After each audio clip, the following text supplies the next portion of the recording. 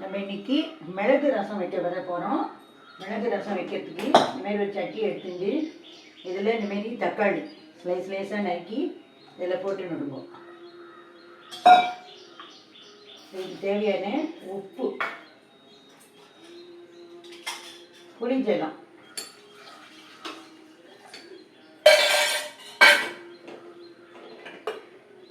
மஞ்சப்பொடி, தக்காளி போட்டுருக்கோம், உப்பு போட்டுருக்கோம், மஞ்சப்பொடி போட்டுருக்கோம், புளிஜலம் விட்டுட்டாச்சு,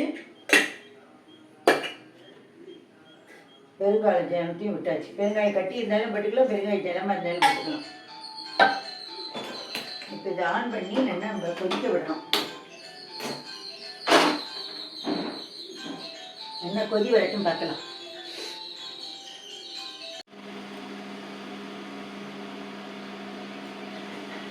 இப்போ நம்மளுடைய மிளகு ரசம், நம்ம காரசாரமான மிளகு ரசம் கொதிச்சுருக்கு. நல்லா கொதிச்சு பச்சை வாசனை எல்லாம் போயாச்சு. இப்போ நம்ம இந்த பருப்பை இதில் விடுறோம். விட்டுட்டு சரி போல எல்லாம் போடுறோம். மட்டை பட்டால் போது இது ஆப்ஷன் தான், ஜாவாக சௌரியம். கருவேப்பிலை 2 போட்டாச்சு. இப்போது இந்த மிளகு ஜீரக பொடி இது பற்றியில் இந்த வறுத்து பொடி பண்ணி வச்சுக்கோங்களே போட்டு அதை போட்டாச்சு.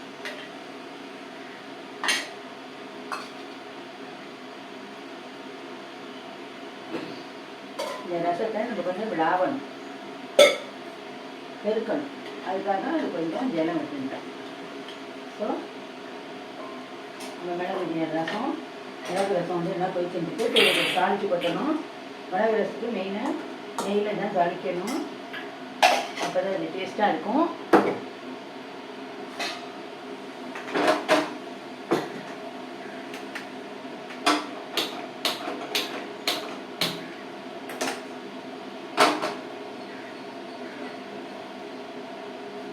நெய்யில் தாளித்து போட்டதுக்கு நெய் தூக்கி எடுத்து வச்சாச்சு. இப்போ நம்ம கடுகு போடுறோம். ரசத்துக்கு தேவையான கடுகு போட்டாச்சு. வேறு எதுவும் இதுக்கு தாளிப்பு எதுவும் கிடையாது, நெய் தான்.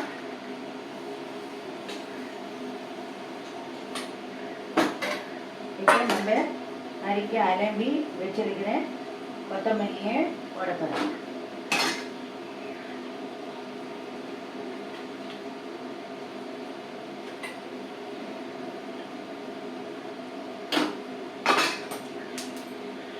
அருமையான மிளகு ரசம் இருக்குது. பருப்பு பட்டதுக்கு அப்புறம் ரொம்ப நேரம் கொதிக்கணுங்கிறது இல்லை, ஆவி வந்து நுர கட்டி வச்சா போதும். இப்போ நமக்கு வந்து இங்கே கடுகு வெடிக்கிறது, நெய்யில் கடுகு தாளிக்கிறோம்.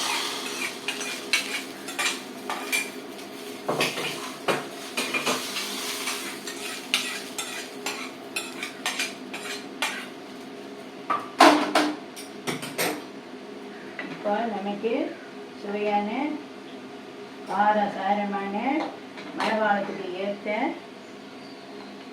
மிளகு ரசம் ரெடி. இப்போ நம்ம அடுப்பை ஆட் பண்ணுறோம்.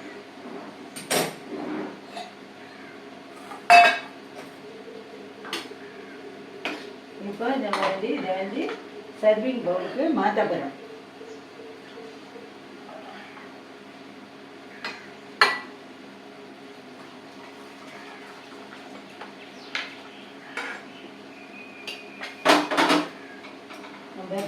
சர்விங் பவுலுக்கு மாற்றியாச்சு. நீங்களும் இதேமாரி பண்ணி பாருங்க, நல்ல காரசாரமாக இருக்கும். நன்றி, வணக்கம்.